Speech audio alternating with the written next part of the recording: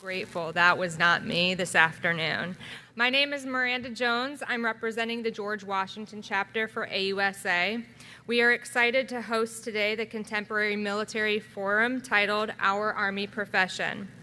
As your professional association, the Association of the United States Army is proud to provide forums like this one throughout the year that broaden the knowledge base on Army professionals and those that support our Army.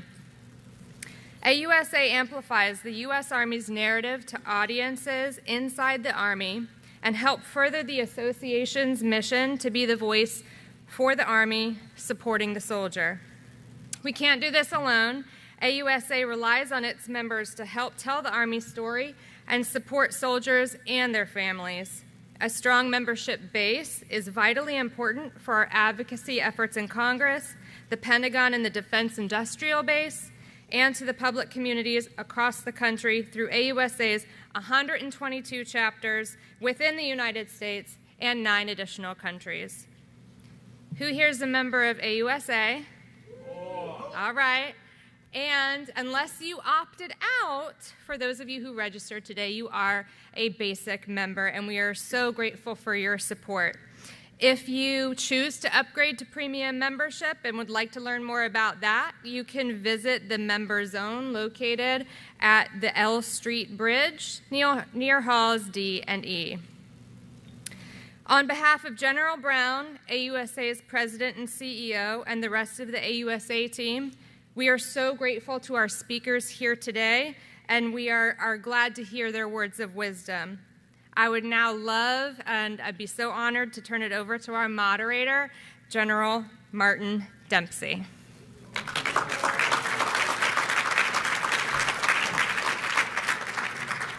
thanks. Can you hear me? Is the mic miking? There we go. There we go. As an old crooner, I can always tell when the microphone is activated. Thanks for being here.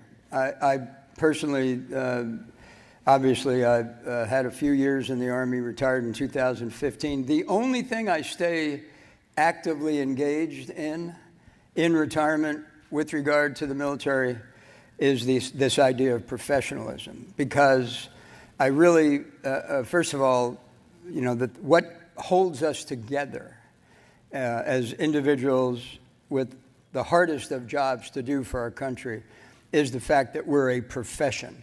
And with all of that means, and it has to, in my judgment, it has to be continually earned and re-earned and refreshed so that we never lose sight of that basic, that foundation on which everything else is built.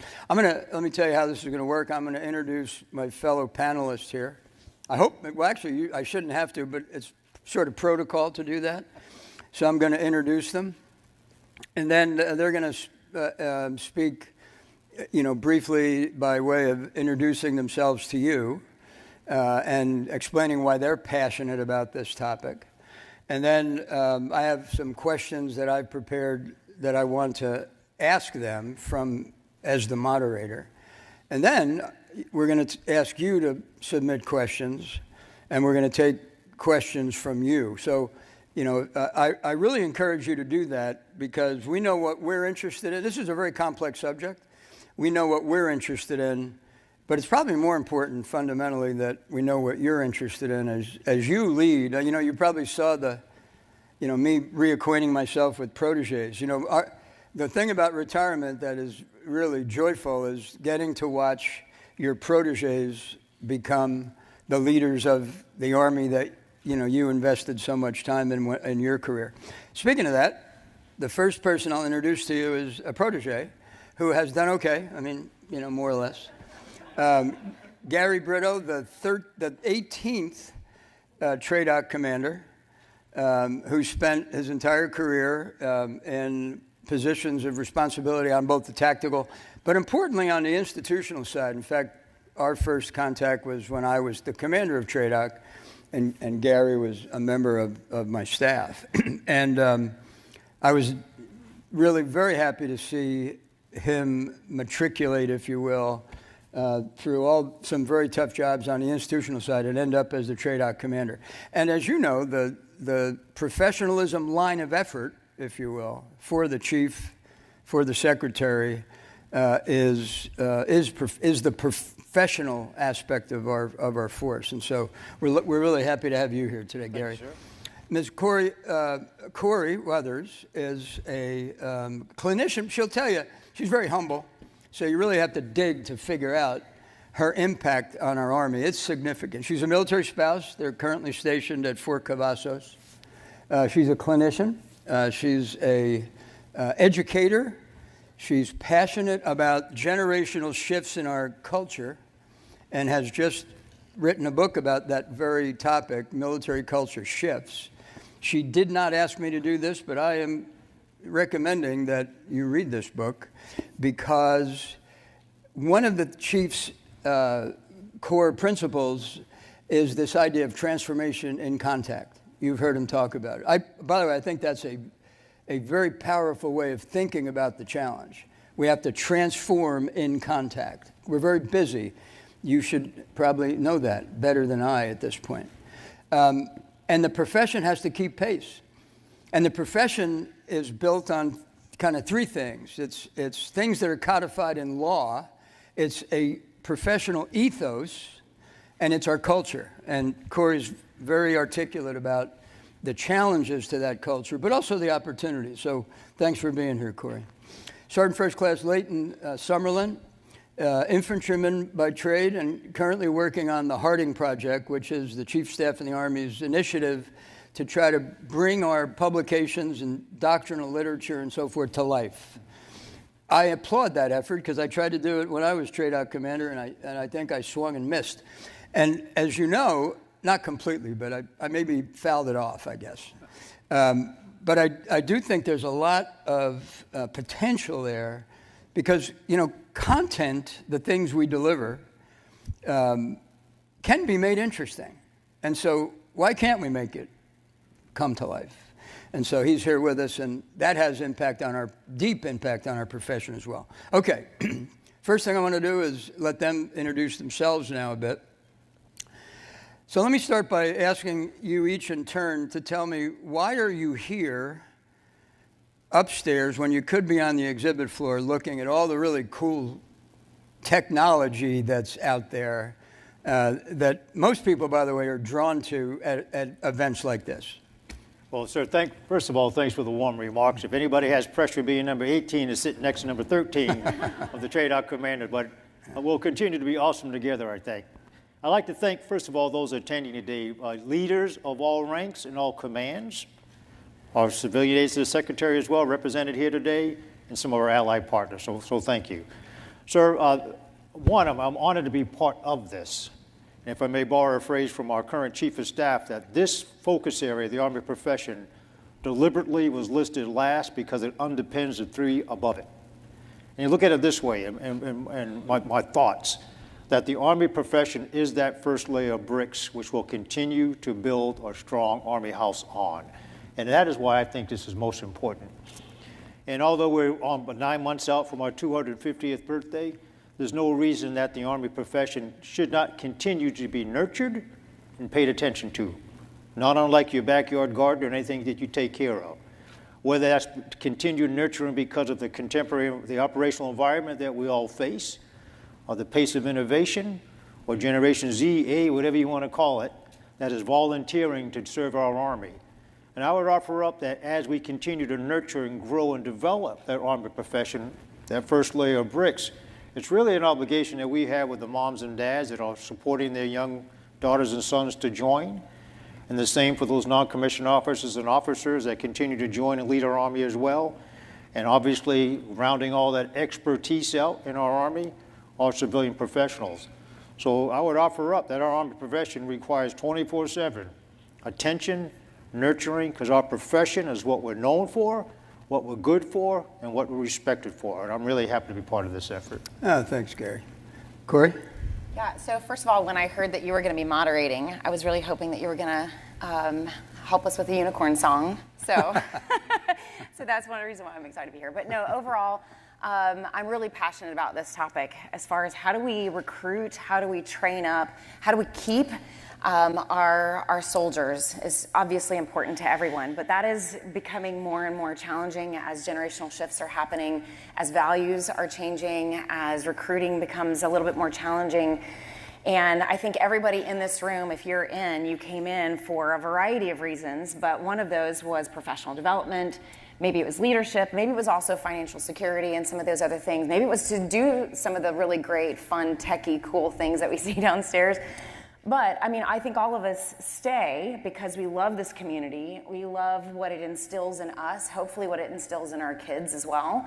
And we can't continue to build that kind of community, to retain that kind of community, if we don't keep looking at and evaluating how do we train, how do we teach, how do we evolve our teaching and training as the culture evolves outside of the institution so that we can recruit those but also retain them as well.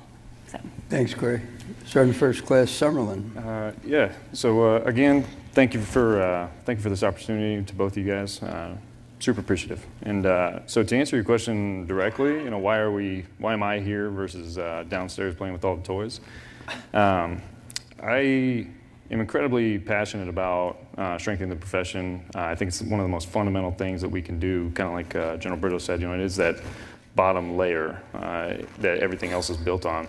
And it cross-cuts every other focus area that the chief has. So I think it's incredibly important. I will say that personally, I didn't really realize how much I cared though until my daughter was born. And you know, at that time I was a drill sergeant down at MCO, and you know, I come from a very long line of military family members, one of which is in the audience. He's going to be upset that I'm pointing him out, but my dad's here. Yeah, right here. Yeah. And yeah. So on his side, we come from a rather large military family, mostly Army, a couple Air Force. My brother's in Navy as a submariner. And so when I was a drill sergeant and my daughter was born, it made me think, you know, here in 18 years, there's a high probability that she's going to join the military.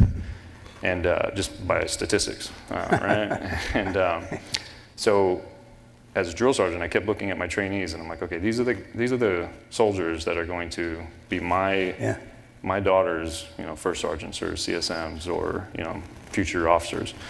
And so that kicked me into high gear, and I started self-studying. I don't come from the most prestigious academic background, but I started self-studying everything from professional development and leader development, and I've written about it, and I've tried to impart it into the Army as much as I can. So, and I think that's why I ended up here. Yeah, well, that's great.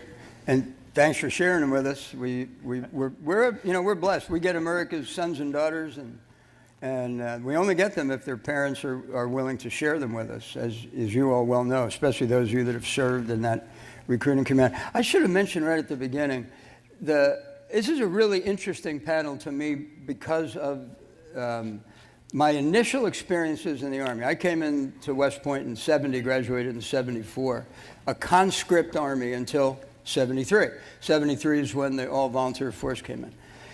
If we'd have had a panel in 1970, let's say, about professionalism, you would have had nothing but officers sitting on this panel.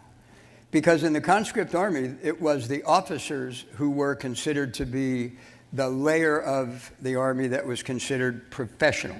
I don't know if you knew that, but you can go back and take a look at that, and you will discover that I'm right. Not all the time, but I'm right about this one. The reason we've got this panel organized and manned in this way is that, you know, now you've got the officer corps, you got the non-commissioned officer corps, and you got military families, because that is now the way we define our profession.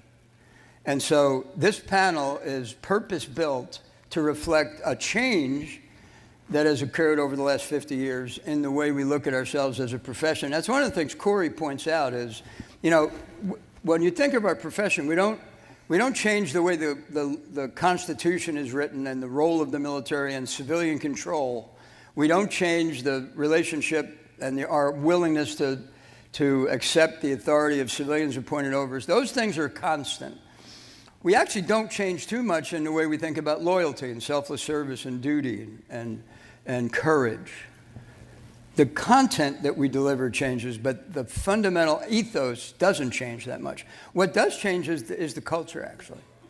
I mean, look, when I came in the military, no women, not hardly any, and the ones that were there were very much in a supporting role. And look where we are today in terms of the way that women are such an important part of our force. So with that, I just want to make sure you didn't lose sight of the fact that this panel is built to reflect the challenge of continuing to advance our profession. Okay. We're not a profession simply because we say we are. The TRADOC commander alluded to that. It really does take work to make sure that first of all, we who serve have a common understanding of what it means to be a profession, but also the people we serve, the people of the United States, understand what they can expect of us as a profession. And as I mentioned a moment ago, it's really built on three things. It's built on the foundation of our laws, it's built on an ethos, a professional ethos, and it's built on a particular culture. So what I want to do is ask the Commanding General of TRADOC, as the proponent of the Army profession and the Army professionalism line of effort, you're responsible for delivering the education and the training necessary for our soldiers, non-commissioned officers, warrant officers, and officers to understand their responsibilities as a profession. How are we doing? I'd say we're doing very well. Okay. And in General Dempsey, I can selfishly say, having been in a four-peater now in TRADOC, what I've seen in understanding the informational environment, the operational environment, everything, and understanding those who want to serve at any rank, it further underscores the importance of discipline, enforcing professionalism, and standards-based training for the soldiers that are joining and the soldiers that are in. So I'll say at the respective echelon, Private Smith gets this in basic combat training. When he or she comes back with BOLIC and so forth, we should continue to reinforce our profession and grow that expertise, which is a tenet of our profession at echelon. Same for the officers, the same for our civilian professionals. And underscore the importance of a warfighting culture and an importance of the character, commitment, and character, competence, commitment, all three C's. Our doctrine reinforces that as well. And then also in doing that, ensure that those serving and those that want to serve know that there's something really behind that oath that they take. And the difference between a profession and just a time clock job, that's one of them. You know, we take an oath to defend our Constitution, and I would add to that, take care of those that we're serving, and the connection we have with the community as well. Very, very important. We have values, and we have ethics, which again may separate you from a normal job to being a profession. And that has to continually be focused at throughout. And if I were to fast forward now, continuing to nurture that, the 18-year-old 21-year-old second lieutenant or 18-year-old private is going to see things differently, has options out there. But even with that, when they join, here's your basic blocking and tackling, which you must be damn good at, not just good, but really good. Understand that the unity, the cohesion, the discipline, respect that is necessary within our profession, and the responsibility you may have in some of your own self-development, which is key, and a key part, and what the institution has in building that initial warfighting readiness that our Army needs, and our Chief definitely needs now as our Army continues to transform and very, very quickly. And it's not only to give it what I'll call matching capability with our adversaries, overwhelming, unquestionable overmatch at any place we should have to go, and all the 200 MOSs that our soldiers are going to join in. So to tie that back to the core mission of the training, organization, education, doctrine, the whole bit that we own and have on as a command for 51 years now, it's important to maintain the readiness of our Army, the connection that we must have with our community, and not only what we put into the grit of the professional through all that development, but as an organization, the profession, the policies, the programs and others that just take care of all of our families and all of our soldiers to ensure that they want to continue to serve. Mm-hmm. Yeah, that's great. I hope we come back to some of this, how are we doing now, in the Q&A. You know, one of the couple of things that came to mind as I'm listening to you. First of all, you are competing for the attention of the young men and women entrusted to our care in an information-saturated environment. Yeah. I mean, it's overwhelmingly saturated. And so the question in terms of helping young men and women understand what it means to be a professional just gets harder. And you've got to be more persuasive, which actually means you've got to be more interesting than what they might be getting from other sources. So that's one. Second, you know, when you get as busy as the Army has been, I mean, you know, everybody thinks, you know, Iraq and Afghanistan are over.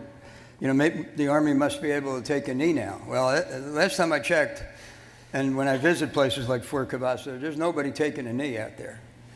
And in that environment where you're so busy, you can sometimes find yourself paying more attention to competence, building skills. And clearly, our Army needs to be skillful. It needs to be competent.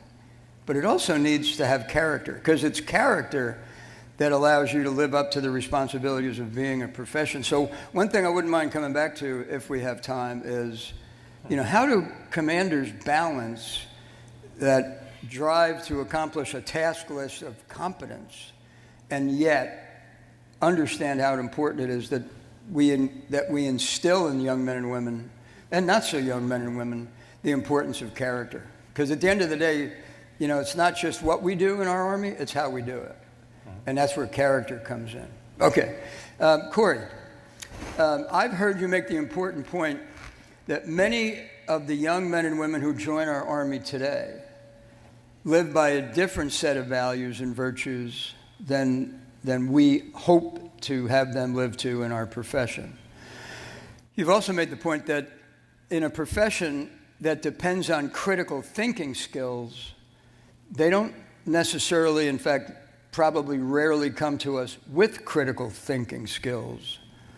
And so where do you see the room for us to address these challenges as you travel around and study these issues? Yeah, it's a great question. I kind of want to go back to what you just said about character and competence, because one of the things that I think we all would say that we value both of those. We both need competency in our force today, but we also definitely want to be led by people with character, like solid character, right? And so the next generation, especially Gen Z, it's one of the biggest values that they have, actually. When I look at what do you value in a leader? Like, what do you look for in a leader? What we see, let's say in the boomer generation, across the board, everybody says honesty, everybody says integrity. But as you get closer to Gen Z, you start seeing words like competence.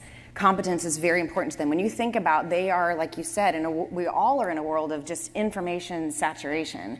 And they are raised in that. And so they're looking for leaders to be competent in the information. Can you make sense of the information that I have access to? So competence is very important to them, and something that they're looking for in leaders, looking for in mentors, looking for in their education.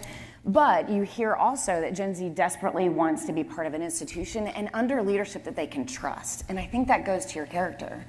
And so what we're really asking here is, as leaders in our institutions, as we train up the next generation, as we train up ourselves even, what does it look like for us to grow in both of those? So you brought up both values and critical thinking. Those are the two biggest issues that I get asked across the board everywhere is does the next generation value something differently? Which what we're asking is, what are their values, what drives them, and what's motivating them? It's probably the number one question I get is, what motivates Gen Z? Of course, it's coming from some other questions of like, how do I get them going? What's their work ethic like? How do I get this like passion and drive out of them, right? And then the critical thinking skill, which is how do I pause, how do I think through, how do I do the hard work that we are now giving to AI to do the first level for us of thinking, right? So when we talk about values, we are seeing a significant shift and change in values. Part of that is normal as generations transition in and out. It's just part of normal human development as we transition in generations. But we've also gone through the largest communication shift in 500 years in the last 10 to 15 years. So we are all going through it. We all have experienced it, and it's been quite intense, and it's continuing to ramp up. But what I think we're really talking here when we say values is, and what I'm seeing is, everybody actually values the same thing across all the generations. Like I said, we see integrity as being a number one value for everybody. Everybody in this room would probably say your family is very important to you. You value family time. Everybody would probably say succeeding in their job is something that you value. So we all value the same things. But what we're seeing is conflict as we value things in different order, if that makes sense. That's what creates conflict in marriages. It's what creates conflict in parenting, what creates conflict with your colleagues, and even in leadership is we all value the same things. We just are valuing them in a different order.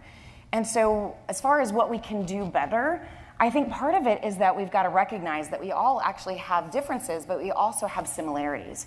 So I'm trying to encourage leaders to lean into with curiosity and ask what sounds like a very obvious question of what do you mean by that word? When you say you want empathy in a leader, when you say you want family time, when you say that you value competence, whatever those value-centric words are, go the next step and ask the question, what do you mean? How would you define that word? Because part of it is that we value it in different orders. Part of it is that we define them in different ways. And so leaning in with that curiosity. And then I would say, be open to those values that are shifting. We are seeing, and this is where you're going to hear me say a million times, I use the phrase evolve or educate. That's the big question right now is like, we don't want to change too much, and are we changing too much, and standards and all these things. I'm not here to say what you should change or what you shouldn't change, but I am saying that as values shift and the language around them shifts, what can you evolve on? If it's something you can evolve, let's talk about how do we evolve family time? How do you encourage people to take respite when they can? We are in an interwar period. This may be the closest time we ever have to peacetime. So when the next generation is saying they want more family time, can we evolve our thinking on that? And if it's not something, if the issue is something you cannot evolve on, then how do you educate and mentor instead? Do you have that competence to be able to share, instruct, mentor, teach them, evolve their thinking, and educate them on something they do not understand? I think the last thing that I'll just say on the critical thinking is, that's a big question I get, is that we're seeing the next generation, and we're seeing that across the board, corporate-wise too. 34% in the corporate world, they're saying, of Gen Z is showing up out of college age with a lack of ability to critically think and analyze. And so what I would argue is I think our whole society is struggling with that right now. The more we have information at our fingertips, the more choices we have, the more we are all looking for those easy buttons where we can think less, work smarter, not harder. And so I think across the board, we are all struggling with the critical thinking. So when you find yourself frustrated with that next generation, I would say use your critical thinking to address that topic itself. By pausing, asking yourself, do I struggle with this too? If I'm struggling with this too, how do I pause? How do I get all the information? How do I challenge my own cognitive biases? How do I look for diverse opinions around me? How do I think through the long-term consequences of my decision? And then ask yourself, how do I model those steps that I just took in my own brain to the next generation who maybe has not had a chance to learn that yet? I guess the last point is I think we have to be careful to not assume that the next generation naturally has something that is a skill that we're supposed to be developing in them as leaders. There are some things that we want them to just show up, and wouldn't it be awesome if they all just showed up and just worked like we want them to work?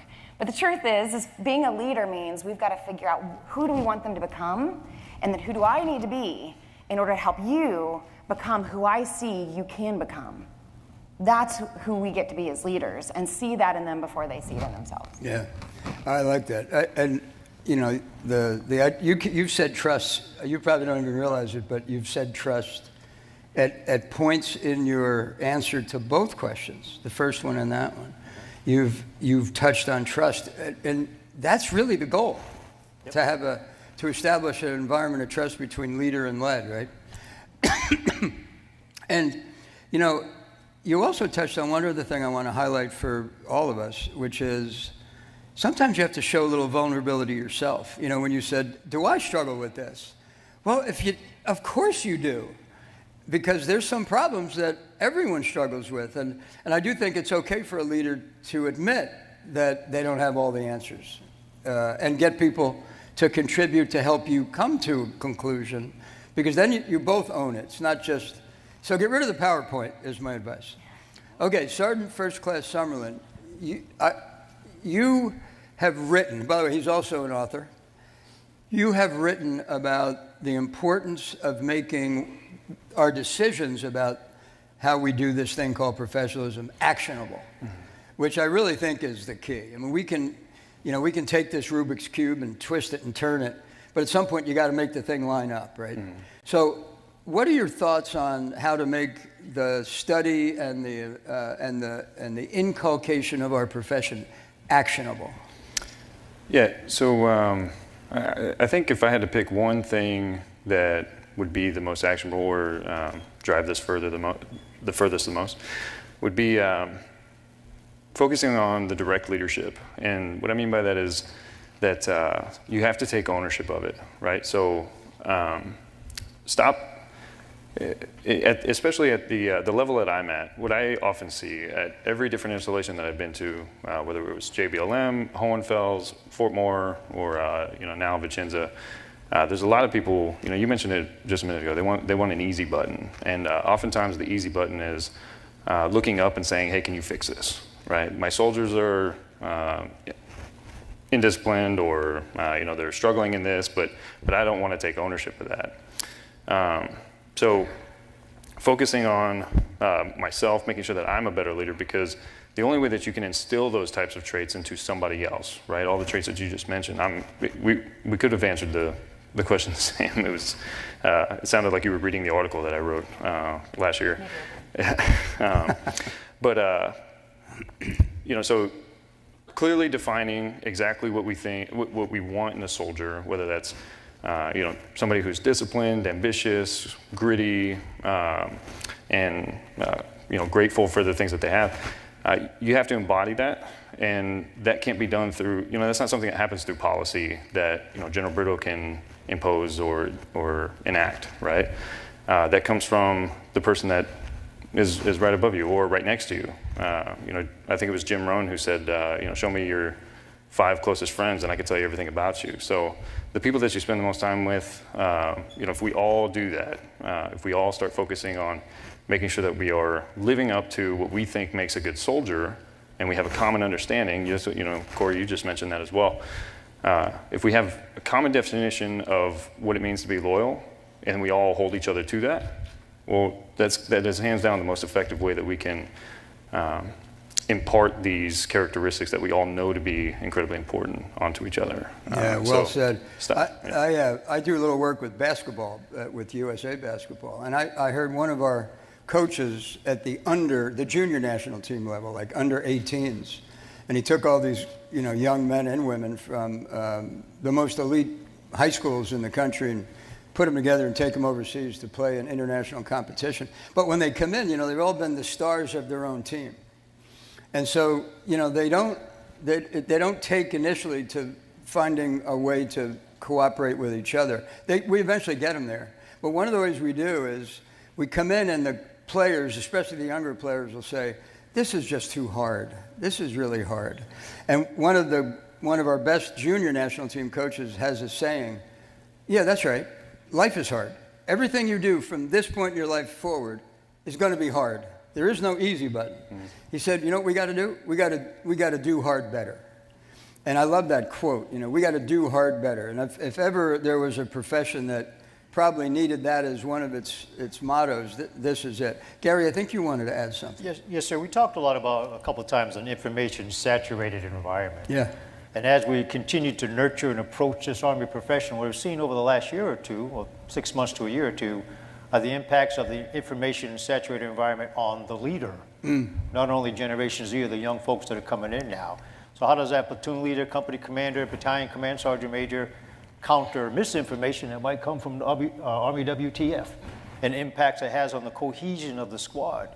And then looking at the new Generation Z coming in now, he or she can manage their bank account and buy a car sitting in their bed with information they may have. But yet, our challenge for the new leader, which I would ask all of us factor in leader development, is how do you take that factor and yet build that cohesion that we need so that we, as an Army, And that's what we're for, can fight, win our wars, and come back. So challenges across all generations, and yet the proficiency we need in warfighting, ways we approach developing leaders that can act, decide, be adaptive, those challenges are impacted by the environment, other operational things that we just need to think about in an ecosystem. But it doesn't change what we're for. Yeah. It has to fight and win. Yeah, yeah. Good. I want to switch gears a bit and talk a little bit about some of the cultural changes that, that many of us, even if you're, not 72 years old, have seen in the Army over the course of your careers. And, there's a debate. You've probably seen it. It brushes uncomfortably close to politics, but I'm going to brush it. I'm not going to actually bang into it, so I want you to know that up front. But there's a bit of a debate that, we say as an Army that our Army should reflect the society it serves.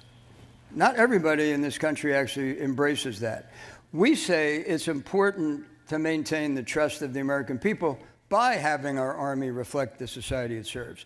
We say it's important in developing a professional ethos that everyone believes that they have an opportunity to serve their country if they can meet the standard. So we say very strongly that the Army must reflect the society it serves.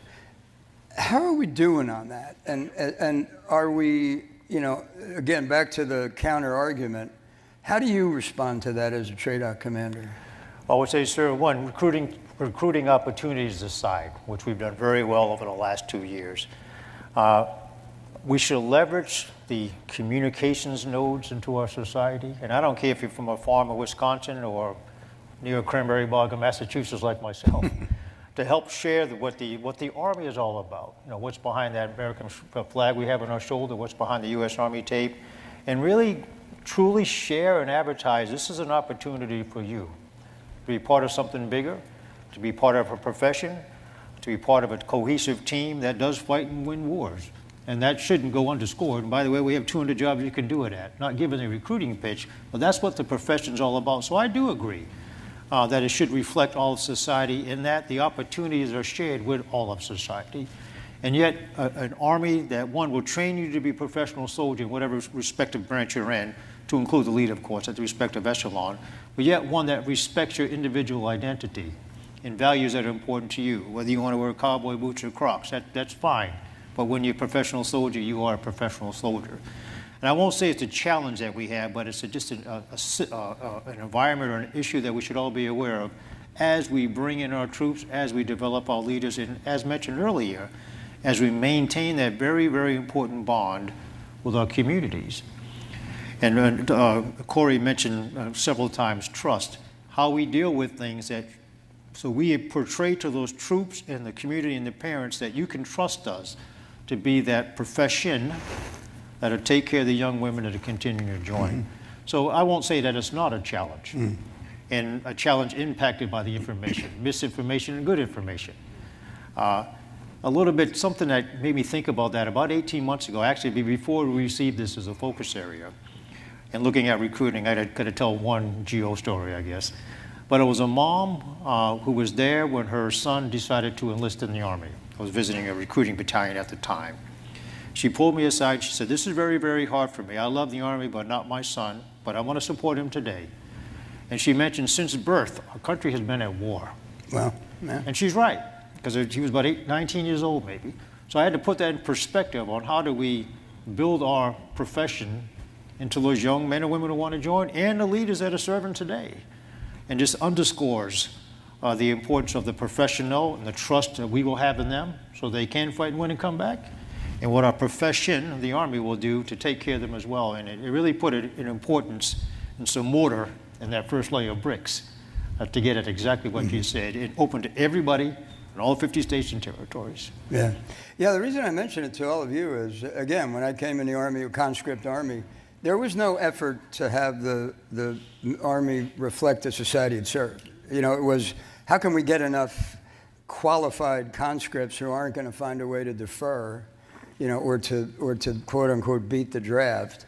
And, you know, our numbers back then were, we had a 1 million man army in 1970. So the numbers were intimidating, and there was an industrial strength kind of feel to the whole thing.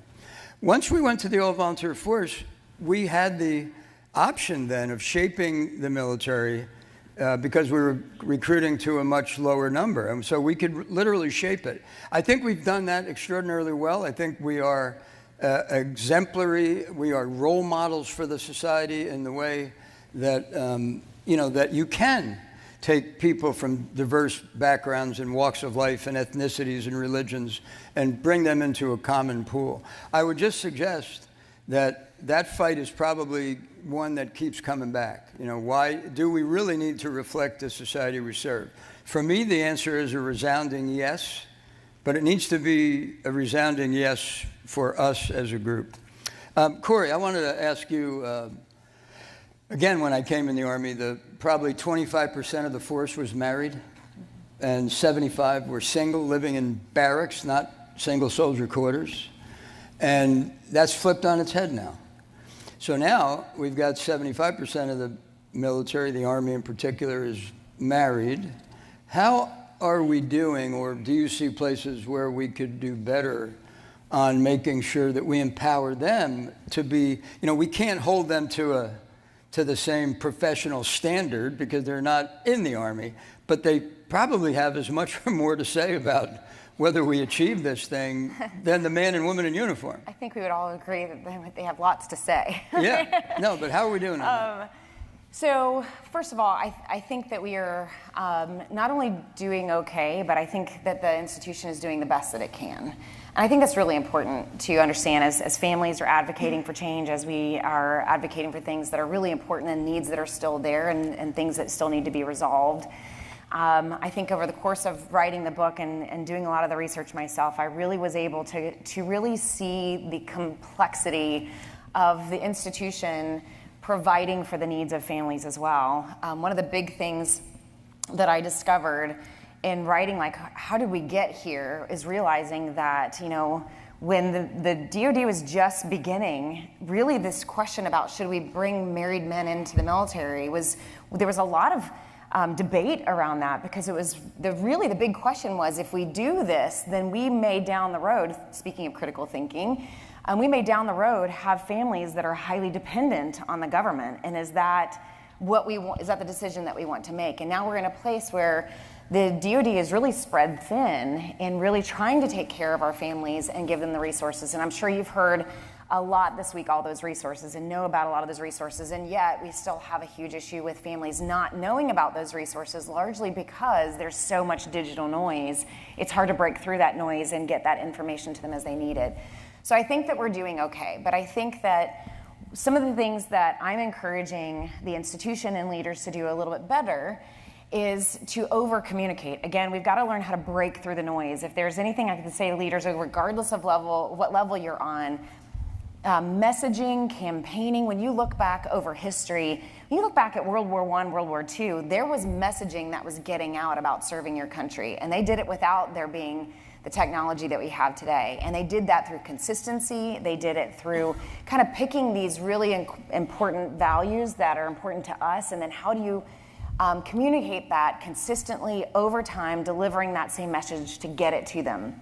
And that's one of the things I think that we can all do a little bit better to make sure that the right information is getting to your families.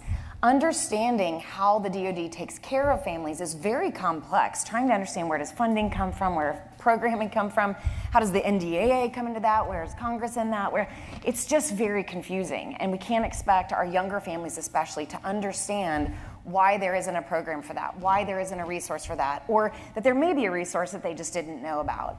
And so as leaders, being able to understand, at least on a high level, the complexity of that system enough to be able to educate them, going again back to that evolve or educate. How do I educate the next generation on what the DoD can do to support them on some of those things?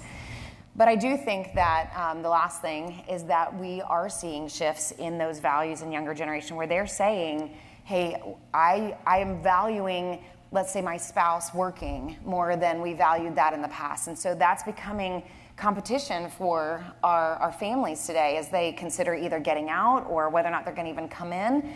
And so those values are shifting, and also our need for respite is huge right now.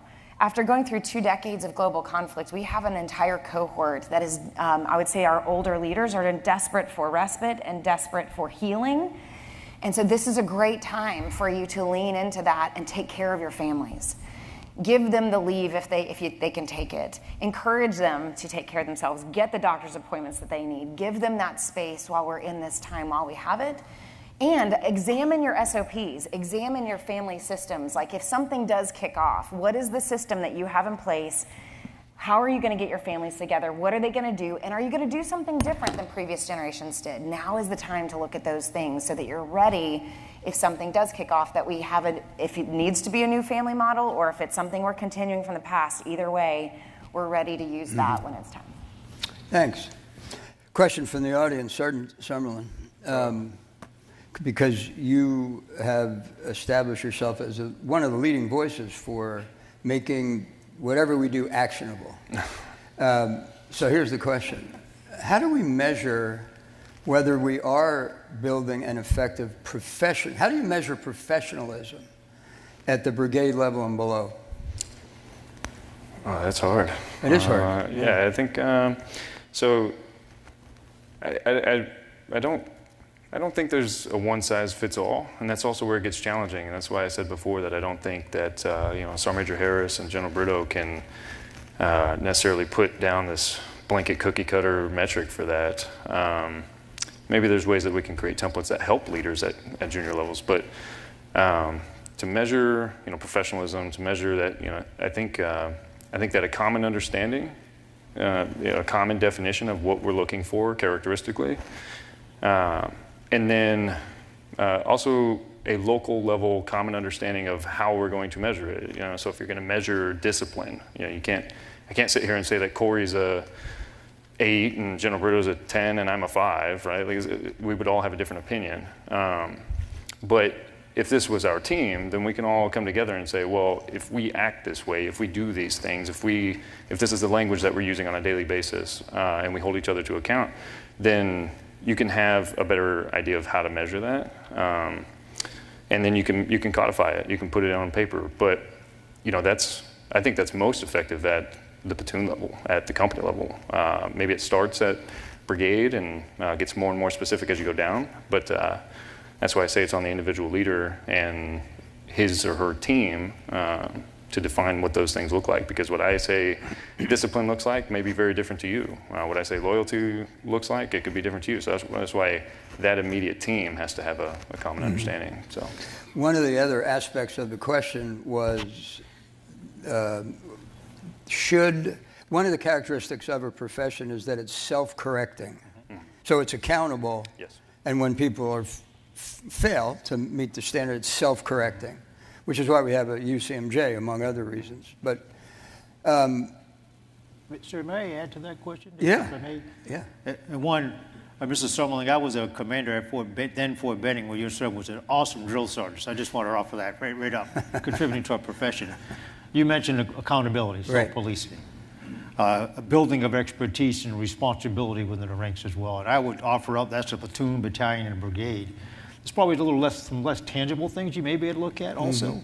The pride in the uniform that you may have.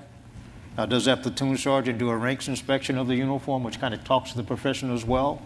If something goes wrong in enforcing standards and just simply doing that, and some of the actions that our unit, the Army's taking time now to reinforce those pillars of accountability, individual expertise and responsibility are ways to get at it.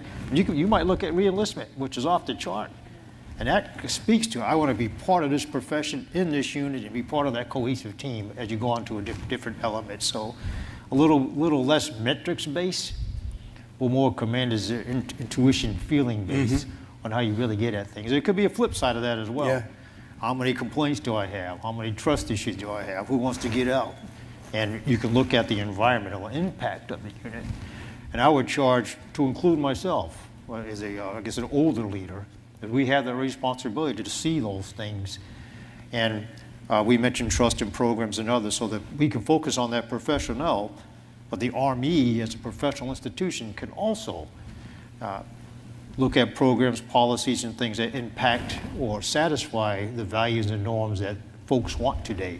Time off, cohesion, do I need to relook re-enlistment assignments? HRC assignments to give stability, work in high school, EFMP. And I'm personally very proud of the time now progress that our Army's making at looking at those things. It doesn't need to be stagnant, but yet does not change. We fight and win wars. One of the things that the questioner pointed out is, sometimes we don't share when people are relieved or, in some way, dismissed or discharged or, whatever it happens to be. We are sometimes reluctant to share why.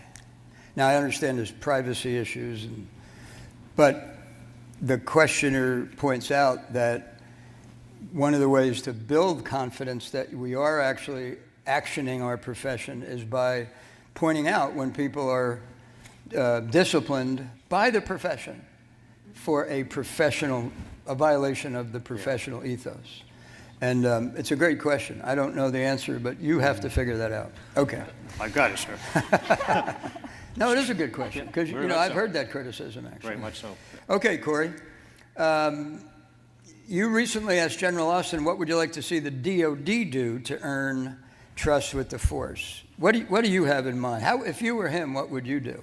Well, I don't know if I could speak on that level of what I don't doubt you can speak at that level, for sure. I think that it's a great question, because I was thinking about it on this topic, and I can't give some of the solutions. I'm a spouse and I'm a clinician, and I know there's a lot of things that I cannot understand fully if I wasn't in uniform. But I will say one of the things that we can do is look at across the culture, the American culture, in corporations, what are examples and lessons learned of other brands, other institutions who are also declining in trust. Across the board, institutions are declining in trust and confidence since the 1950s.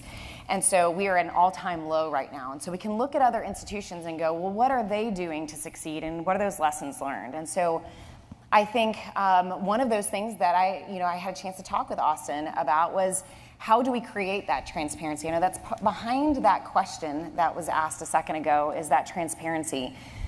I think everybody has seen everything from cancel culture to when somebody does something wrong, understanding fully what is that, and then if somebody is proved innocent, then how can we help and contribute to highlighting that as well?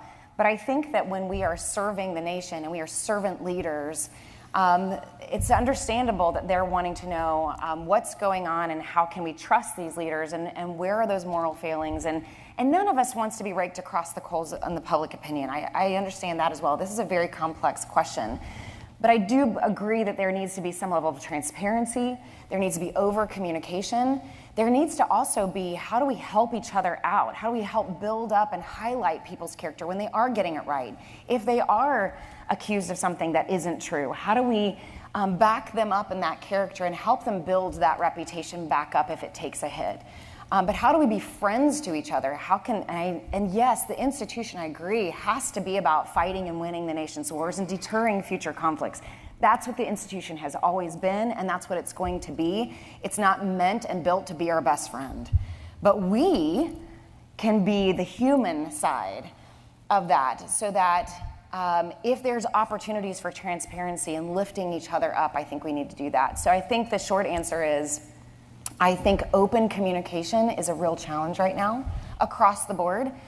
And getting away from moral failings and some of that, I think from an institutional level, I think they're working on, and I had a great conversation with Austin's staff about how do we get information out in a more transparent way. And that trip that I went on was actually a good example, where they were actually bringing influencers on the plane instead of relying on the normal press and the normal information and the normal information distribution through their social media channels. How do we leverage the influencers that are really the people's voices, help them have the information so that they can help us distribute it in an authentic way? And so I think they're trying some new things and piloting new things. It's going to take us a while to turn the ship. But I think the big answer to your question is transparency is going to be a continuous challenge for us, and yet we are going to have to figure out how to do it somehow. That would be my answer. No, and again, linking that to the frequent comment that it's all about building trust. When we went through a real crisis when I was the chief, and it carried over when I was chairman in sexual misconduct, but sexual harassment all the way to sexual assault. Sexual assault obviously is a crime. Sexual harassment is a violation of our professional ethos. But why? Because it violates the trust that we have to have, between us, among us. I tell people, you'd be crazy to walk out of a fob in Afghanistan on patrol if you didn't trust a man or woman to your left or right. And yet, we'll get back into garrison, and we've got these instances of violating our trust in each other. And so, to your point, Sergeant Summerlin, it really does start at the individual level. Everybody in uniform, whether it's the lowest ranking private or the highest ranking general, has to take ownership of this thing. I used to travel around, and when I was talking about ownership, owning the profession, I'd say, anybody in the audience ever wash a rental car? Think about that. Let me ask the question. Has anybody that you did not? You did? That's sick, man. That's just wrong. But you see the point. Almost nobody washes a rental car because they don't own it. They don't have any skin in it. They don't really care what happens to it. They don't want to get charged for an extra scratch on it or something. But they don't own it. The difference is we own it. We own it. And if you own it, then you've got to reflect that spirit of ownership for it. Can I just say one last thing in response to that? A couple of examples of that ownership and transparency.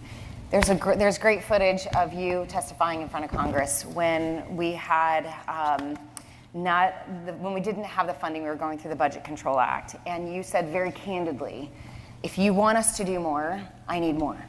And if you want to adjust what it is that you're asking me to do, then I can adjust that. But I cannot do it with what I've been given.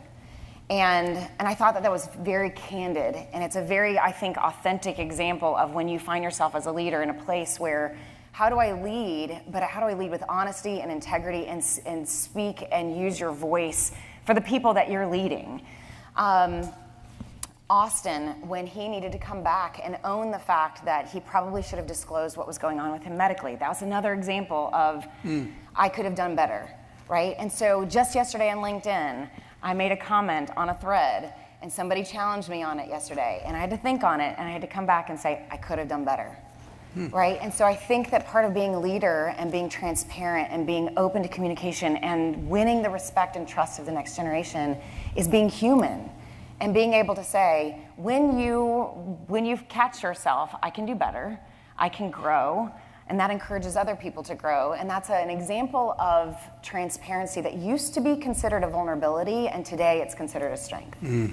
That's a great point. Sergeant Summerlin, I'm throwing quotes at you left and right here, but that's what you do as a general. You accumulate quotes, and then you torture people with them. When I was a CGSC student, I was graduating, and we were sitting on a miserably hot June day at Fort Leavenworth in wool uniforms, of course. And General Otis, AUSA commander at the time, came and he said to us, he said, I don't really have a whole bunch. You've been in school for the last 9 months. I'm not sure what I can offer you. He said, I'll offer you this, though. He said, I carry a card around with me in my breast pocket, and on the card is written, when is the last time you allowed someone junior to you to change your mind about something? And it just reminded me, Corey, that, sometimes it's hard to remember that because, you get in these jobs, you're really busy. You also, believe you probably know more than you do, actually, when you come right down to it. What's your experience been, Sergeant Summerlin, on that aspect of our profession, the relationship between, senior and subordinate? By the way, we're the only profession that uses the word subordinate. You won't see that used, at least I've never seen it used anyplace outside the military. It's almost pejorative in a sense. But how have you seen that relationship in your career? And maybe a vignette, where you really saw that relationship powerfully exhibited by someone who, let's put it this way, that you would have liked to be like? Yeah, at risk at talking about the person I work for right now in an overly positive light. Yeah, so the vignette that I have that is overwhelmingly good would be the position that I'm in right now. I've never been in a position quite like this where I worked for somebody who set the example every day and raised the bar. But I have seen in a negative light. I have seen from a distance, my platoon sergeant battle buddies who treat officers and their PLs and others, as lesser or something, and I've not really seen it go the other way. I don't really know. I guess I don't really understand your question though. Well, I'm looking for an Make sure I answer example, and you've given me one on the positive side. The negative side's always harder because sometimes if you really own the profession, sometimes you put as much responsibility on yourself for that relationship. But it's what I was really aiming for, or hoping to aim for, was an example where where maybe someone senior to you acted unprofessionally, and it had the effect of either creating confusion on, well, how is that possible if this man is telling me he's a professional, but he's acting in this way that is really contrary to what I believe professionalism is all about? So it puts you on the spot because you don't want to just name people. No, in fact, I was hoping you weren't going to. Yeah, no. So, but at least one with Dempsey on the end of it. Just say John Doe. John Doe. Yeah. So Sergeant John Doe, my first section sergeant actually. It was kind of a rough relationship. We deployed together, but he would constantly espouse that we needed to be X, Y, Z when he was on the other end of the spectrum, and that was always pretty challenging. But not to just point him out again, but something that my dad said to me a long time ago was that you can always find good things to pull from other people, whether they're a leader or a friend, and the goal is to accumulate as much good as you can and leave out all the bad, right? And so that's my example. And then the way that I chose to handle it was that I said, okay, these are all the things that I don't want to be, right? And so that's what drove me to work really hard to make sure that I wasn't that example that he was setting. Yeah. Right. That's good. Gary, do you want to add something? Yeah, Chief. In the beginning, we talked about the nurturing that goes into the profession all the time. We've had our profession for going on 250 years, but the nurturing is necessary. I think part of that continued development and growing the positive side of things is on leader development and what goes into the culture and climate of any unit. If you have the check plus on both of those things, I would offer, Specialist John Doe in this case feels as invited to offer a good suggestion. Well, hey, Emperor, your pants are down today, as a leader should in creating that environment. He or she will take those ideas. And I'll highlight something someone's working on right now, the Harding Project issue. Not to praise the program, but what it's done is Captain, Sergeant, Mr. Civilian, Mrs. Civilian feels invited to bring that professional discourse in and allows us to get better as a freaking Army. And it rolls into leadership development, it rolls into the climate and the culture that you need. And ultimately, I would argue, builds into the trust where I can operate in an intent, I can trust I'll get my job done, and I have your back. And even if a mistake is made, we can correct that deficiency and enforcing that professional environment we need all together. And that's that nurturing that our profession always needs as the operational environment changes, as the saturated information environment changes, and it feeds into that trust that mom and dads are going to support their troops and leaders as well. So and again, I'm guilty of rose-colored glasses, I'll admit it. But that culture and climate of any organization will allow that bottoms-up feedback, up-down support, servant leadership. 3 weeks from yesterday, our country will have a general election. In case you haven't been made aware of that, I haven't seen any commercials or anything that would cause me to know about that, but I've heard there is an election coming up. Puts the military, look, you can see that, one of the characteristics of elections over probably the last 30 years is that each candidate will accumulate a list of former military, thank God, but former military, although I don't personally believe they should do that, even though they're former military. especially at the 07 and above ranks. But in any case, you can see that that both sides are accumulating a list to make the case that our military will be better served with one or the other, right? You know that. So, General Brito, you know, the elections used to kind of come and go, and they were interesting, and, you know, for a month before and a month after. Now it's back to information saturation. I mean, literally, you cannot escape the political environment. Let's just call it that. What advice do you have for military members who, you know, first of all, we know we want them to vote, and by God, they've earned that more than their peers in the rest of society. But, you know, how do you, you know, in your conversation with your peers and with your, you know, your personal staff or whomever, I mean, I know we avoid talking about politics until you can't. You know, we used to say, Thanksgiving dinner, there's two things you never talk about, religion and politics. Well, guess what? It's almost impossible. Very much so, now. sir. And so how would you, you know, what are your thoughts on how the military, let's call it, navigates this terrain between now and real January, really? Well, thanks for that, sir. And it's something I think You're we're welcome. probably all engaged with now. Thanks, sir. All engaged with over the last 90 days. And I think it's okay to say, team, we are not political entities. Yeah. And that oath you took was this thing called the Constitution. Nowhere did it say parties. Right. And it's okay to reinforce that. And it's okay to reinforce the standards of discipline and the standards of behavior that we have in uniform as a profession that is not representing any one party.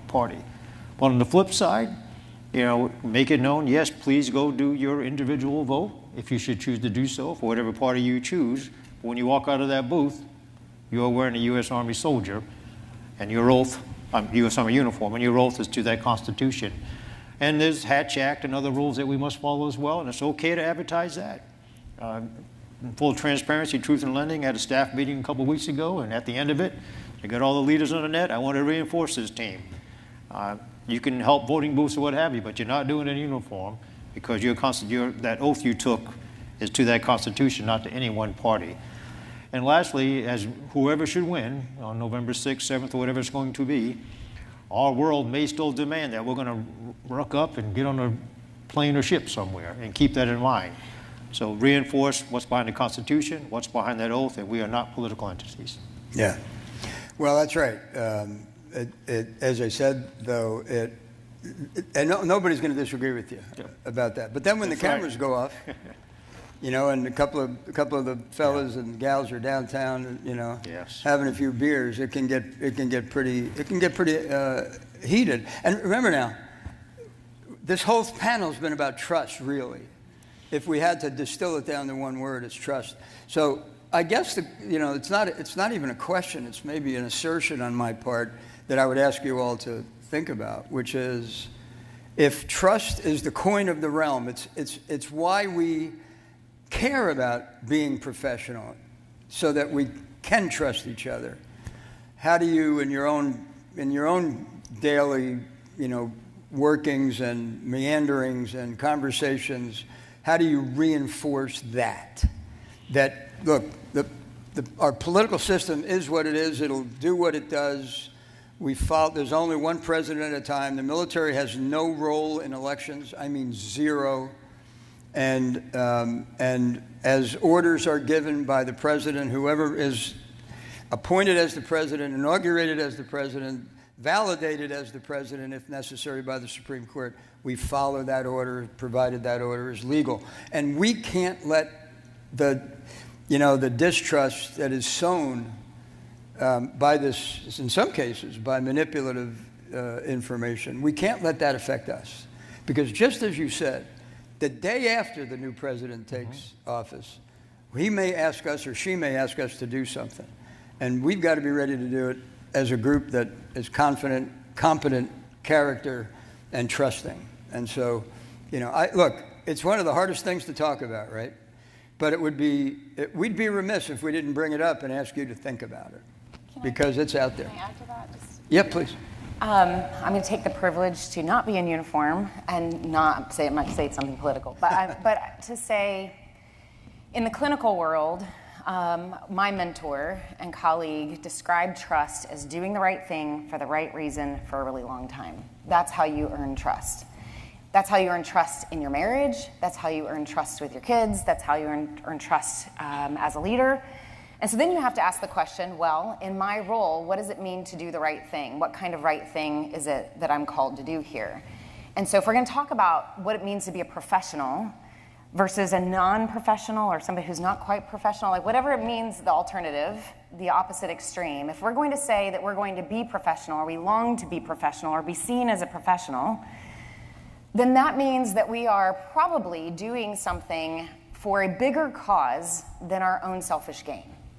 And doing the right thing for the right reason for a really long time requires that you have the self-control to think outside of your own emotional impulses, find your reasonable mind, your thinking skills, those critical thinking skills, in order to get your mind to what we call a wise mind. What is the right thing for me to do in this circumstance? And I think that's what sets people apart from being a professional and not a professional. Are you impulsive and you're doing something for selfish gain or because it feels impulsively or emotionally the thing that you want to do in the moment? Or do you want to be a professional that is seen as someone who not only has trust, but has worked really hard to build that trust, and that you want to maintain that trust? And that requires a level of self-control to think with your wise mind. And so whatever that means as we go through in the season, to be a professional, to be a leader, whether you are a spouse leader, a business leader, or a service member leader, a military leader, I think that's, to me, what sets a professional apart from a non-professional, is that you see yourself as a servant leader and you're willing to rise above what our impulses are and do something bigger or better. That's so. By the way, my advice now, having heard that, is you get her on the payroll, we send her around the Army, and we have her give exactly that. I humbly accept. I just need some money now. You know, one of the things that's unique about our education system, not the Army's education system, but our country's, right? Nobody teaches civics anymore. They really don't. You'd be hard pressed to find a class on civics. And so, you know, a civics class used to typically begin with some description of our democracy as seeking a common good. I tell the Olympic teams when, you know, I said, I don't care what you do when you're playing for San Francisco or New York or, you know, wherever you happen to play basketball. But when you put USA on your jersey, you're playing for everybody. You're playing for the people that like you and the people that don't like you. You're playing for the people that you like and the people that you don't like. You're playing for everybody. And that's what we do. Look on our uniform. U.S. Army. And so that whole civics thing about our profession caring about the common good, I think it'd be easier to inculcate that if it came out of school with that kind of already inbred, but it's not there. So it's one of the things you talk about that we used to have, you know, when I came in the military, but that's not there anymore. So you got to figure out a way to make people understand that. A question for you. How are we doing on time, by the way? 15 mics, as we used to say back in the day. Feedback. How are the command assessment programs going, in your judgment? So I've been involved with it in some aspect since this pilot phase a couple of years back, about 5 years back. And my personal assessment, I would offer professional assessment. Do you own that, by the way? Support it, but it's largely led at Army level through HRC. Okay. But heavily involved, okay. should I say. And I've had the opportunity to see leaders go through a battalion level, now back coming through brigade level, to include some of the nominal sergeant majors and some of the special branches. So my personal and professional assessment going well. Not to say that it's not without friction, because no assessment program is not without friction. Sure. But if I may add, and this is tied to the topic of the Army profession, and then having the agility within the institution to react to demands of why we want good commanders and command sergeant majors, is throughout our continuum of learning, continuum of professional development from sergeant through sergeant major, lieutenant through lieutenant colonel, he or she has been developed the way to become the leader that we want when they get to that phase. And they may get to a point where CAP at whatever level is a validation of the type of leader that we should have been growing for that 15, 17, 22 years, more than just, okay, I'm going to Ranger School tomorrow morning. Right. And it's evolved and continued to evolve. And lastly, as a profession, you know this well, sir, from your time in uniform, we're a learning Army as well. So we see that, we adjust and make it get better and better and better. I think we're in the 5th year of the command assessment program. And to coin a phrase from our last chief of staff, there was more time spent on picking a specialist to go into the Ranger Regiment or other operations as opposed to picking someone from battalion command. And that's what CAP is doing for us now. Is there room for improvement? Always. It's a program.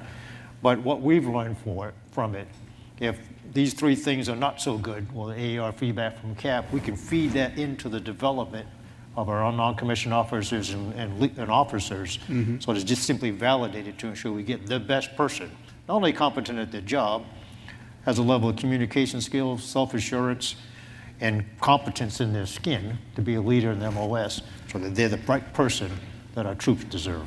Long answer for it. No, look, I'll be honest, I was a skeptic when I first heard about it. You know, as the skeptic would say, I thought, well, isn't that a division commander's responsibility to identify toxic behaviors, or isn't that, you know, a brigade commander's responsibility to see it in captains and majors and lieutenant colonels?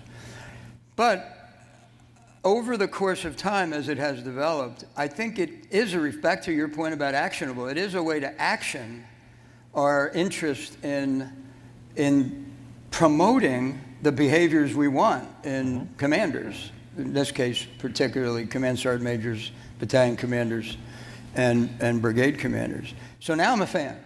I don't know what the thing has evolved into, but as a steward of the profession, which I still consider myself a bit, I think there's a real place for it as a way to action the behaviors that we're seeking, provided that it really does that. And I don't know how you feel about that. Any more questions from there? Questions are coming in really well. I'm glad you didn't put your name on them, but I can probably find out who you are. That one says John Doe. Yeah. This is a question for all, so let me ask all, and then you can volunteer to answer. How do you see leaders successfully nurture intrinsic motivation and drive to become an Army professional when you're in some cases dealing? Let me ask you this, Sergeant Summerlin, because I've been ignoring you. Not really, but. So the question is actually, kind of a spin-off of what Corey's been talking about, where we don't get everybody in the Army for the same reason. In fact, I'd venture to say, if you recruited 55,000 last year, there's probably 55,000 reasons why people came in the Army.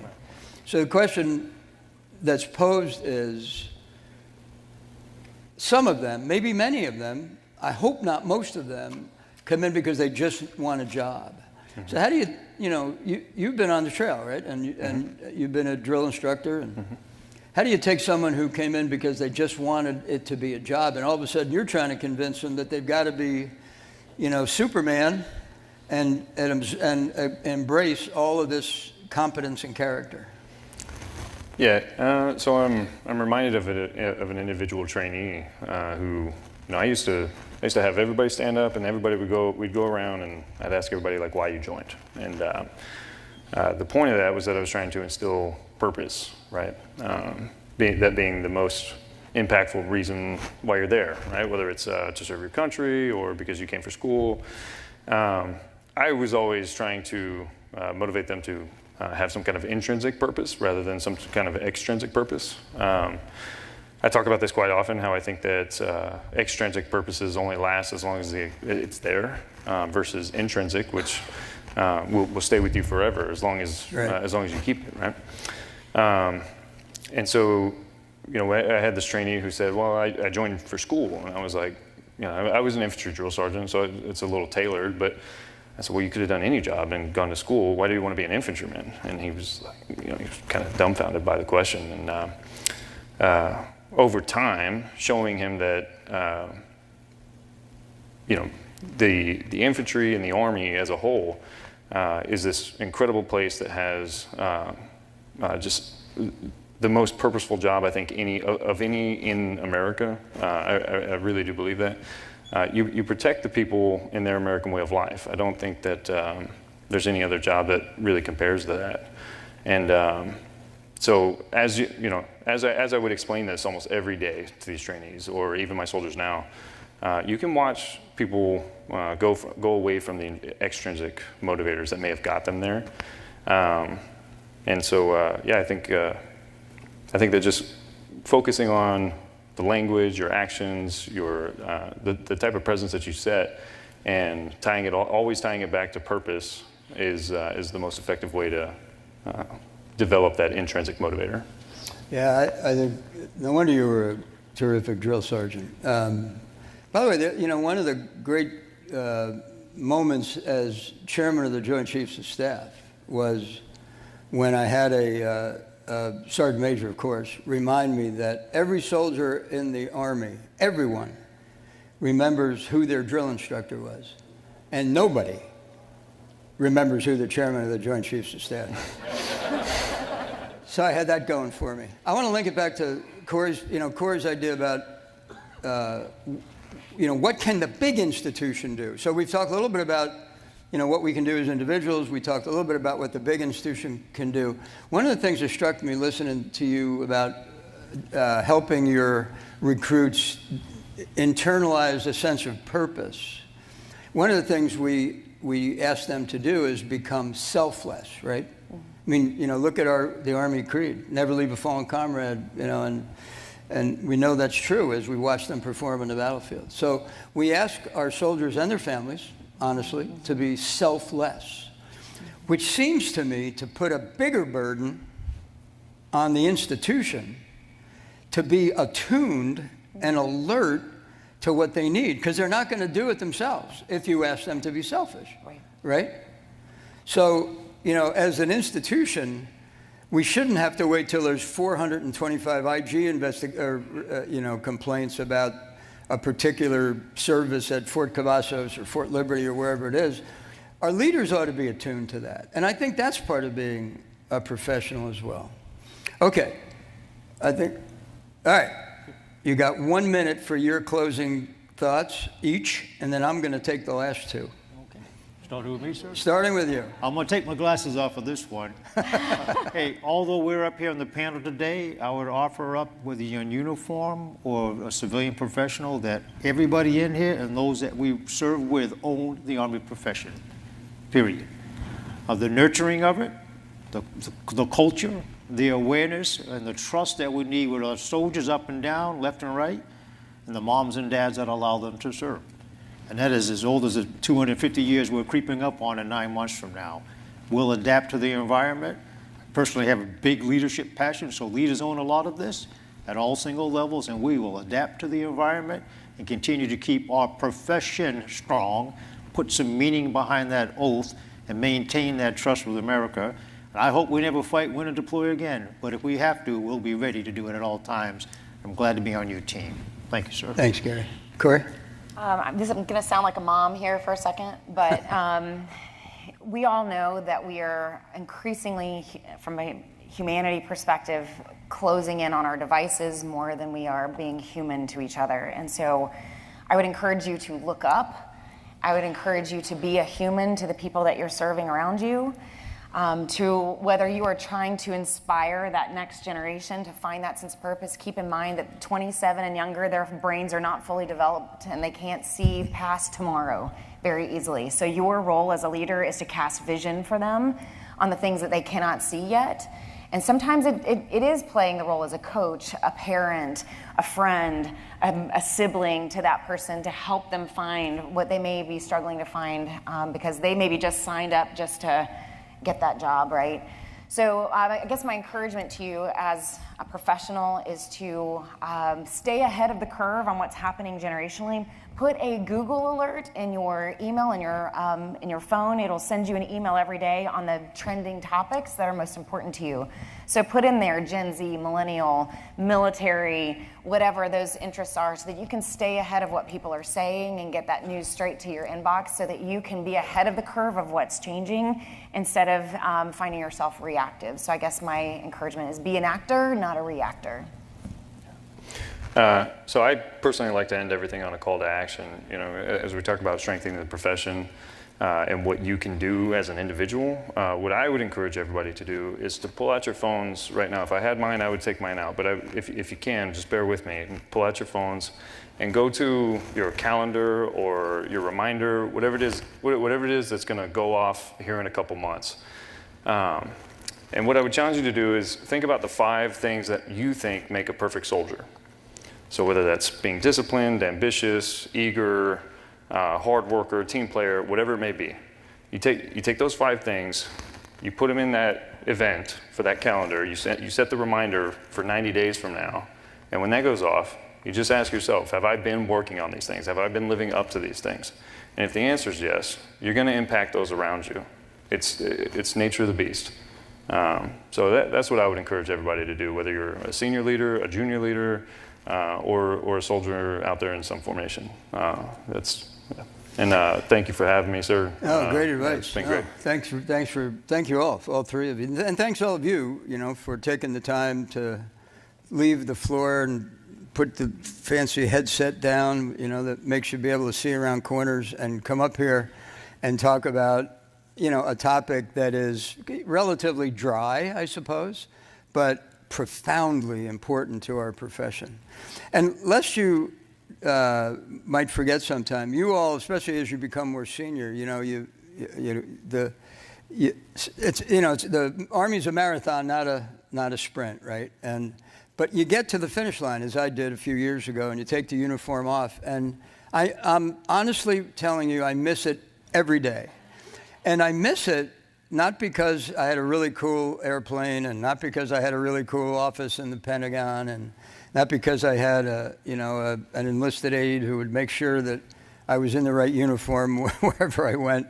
I mean, those things were all the trappings of the job. But I really miss you. I really miss the chance to interact with people. By the way, and I'm saying those of you in uniform, but I'm counting spouses, and I'm counting our great civilian leaders. You come to work not because of the paycheck, because I know what y'all make. It's in the public record, and so you're not in this for any kind of accumulation of wealth. You are in it because this matters to you, and maybe that's all I want to do is leave you with the thought that you're doing something that matters to your fellow citizens, whether they realize it or not, matters to your family, matters to you personally. And I couldn't be prouder to have been part of it and to take part in this panel to make sure you remember that. So thanks very much.